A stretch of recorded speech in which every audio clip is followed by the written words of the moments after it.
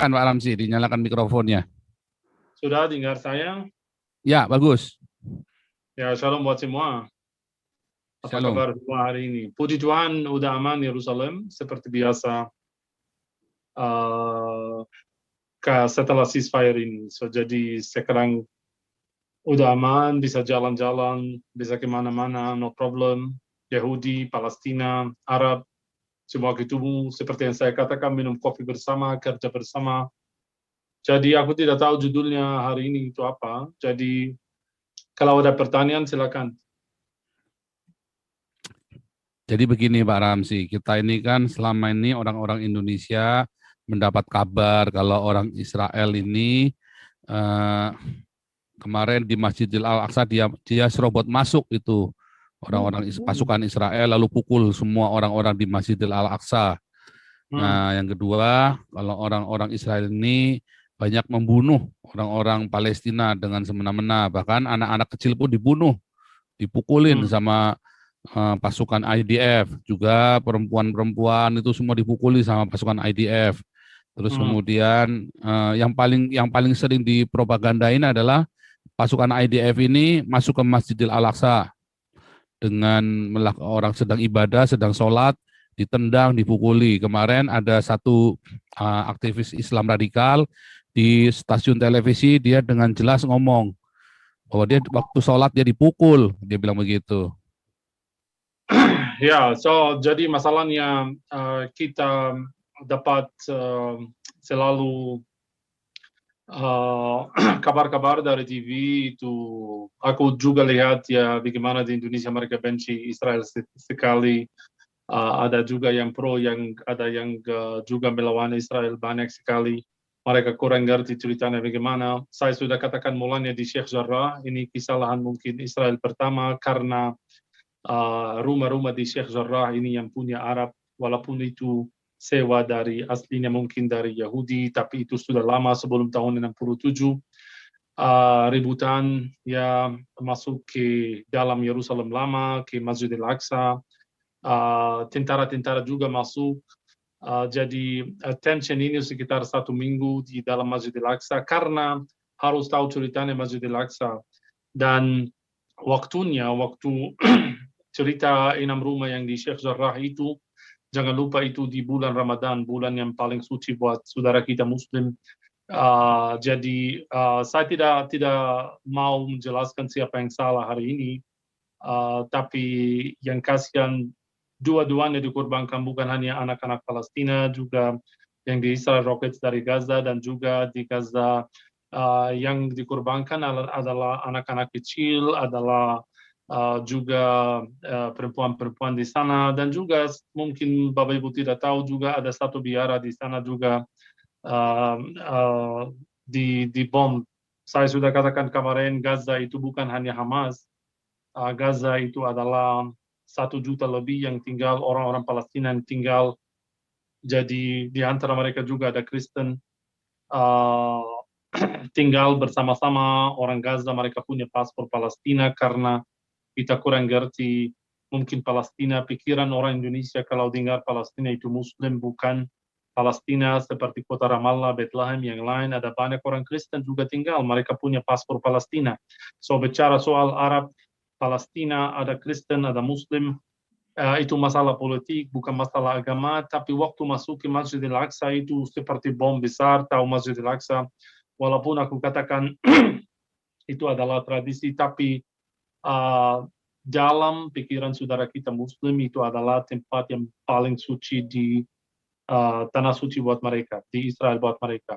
So jadi tentara-tentara Israel masuk dalam, mungkin mereka takut karena ceritanya Bait Suci dan itu waktunya.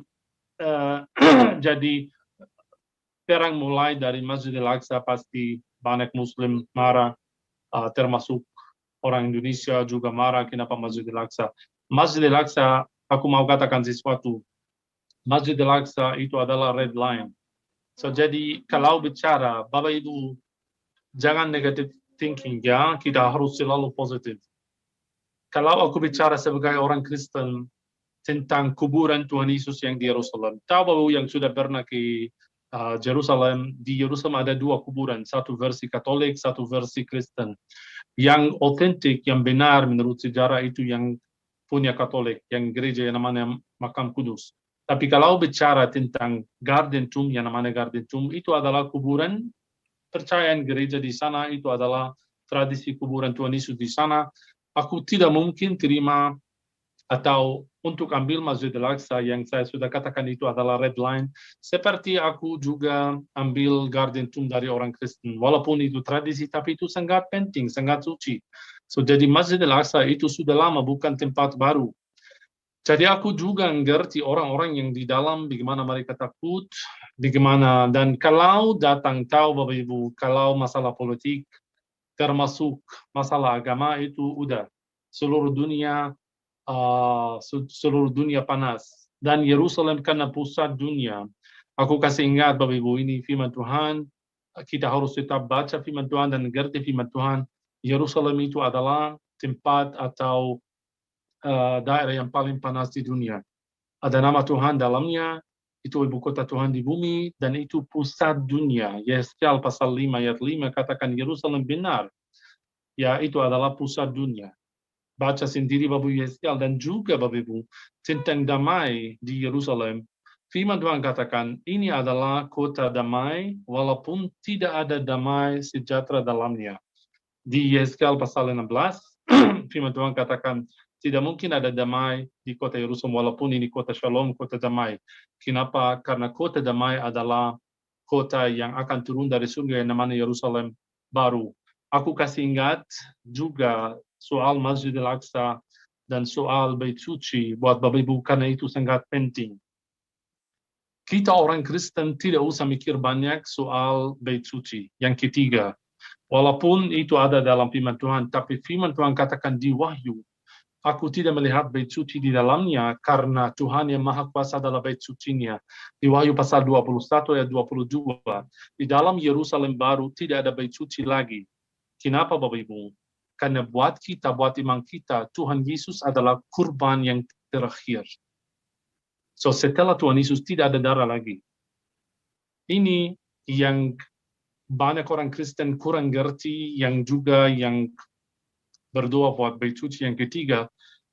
Bait suci yang ketiga itu sangat bahaya karena akan membawa perang besar yang namanya Gog dan Magog. Menurut firman Tuhan, aku sangat percaya firman Tuhan pada percaya ajarkan dari gereja atau pendeta minta maaf, karena semua ada dalam firman Tuhan. Nubuatan firman Tuhan harus digenapi. Bait suci akan didirikan, tapi ini akan membuat perang besar yang namanya Gog dan Magog yang disebut dalam Yesaya pasal 38, 39, dan Wahyu pasal 20 ayat 7 dan 8. Jadi dari seluruh dunia akan melawan Israel dalam perang besar. Dan kalau saya mau jujur Bapak Ibu, sangat jujur, Palestina itu bukan musuh Israel. Israel sangat sayang dan sangat menerima orang Palestina, dan orang Palestina sangat juga sayang Israel. Palestina dan Israel harus tahu mereka bersaudara, mereka kerja bersama. Aku orang Israel, aku tahu di Yerusalem. Aku lihat baru hari ini aku di channel saya di YouTube ada video tentang Yerusalem udah kembali normal atau Jerusalem is back normal again. So aku jalan-jalan di Yerusalem, aku lihat orang Yahudi minum kopi bersama-sama Arab di kota Yerusalem. Bisa Bapak Ibu nonton sendiri. Maksud saya begini, masalah kemarin udah berlalu, Israel mundur di Sheikh Jarrah, orang Muslim juga tahu yang Masjid Al-Aqsa itu yang red line udah masalahnya selesai. Ya walaupun masih ada di antara Yahudi yang masih kurang percaya kepada agreement ini yang namanya ceasefire, mereka tetap mau masuk, tapi negara Israel sekarang udah diam. Kenapa? Karena kami orang pintar, kami tahu kalau ada perang antara Hamas dan antara Israel, antara dua-duanya akan dikorbankan, bukan satu, bukan hanya Palestina, tapi Israel, kota-kota Israel.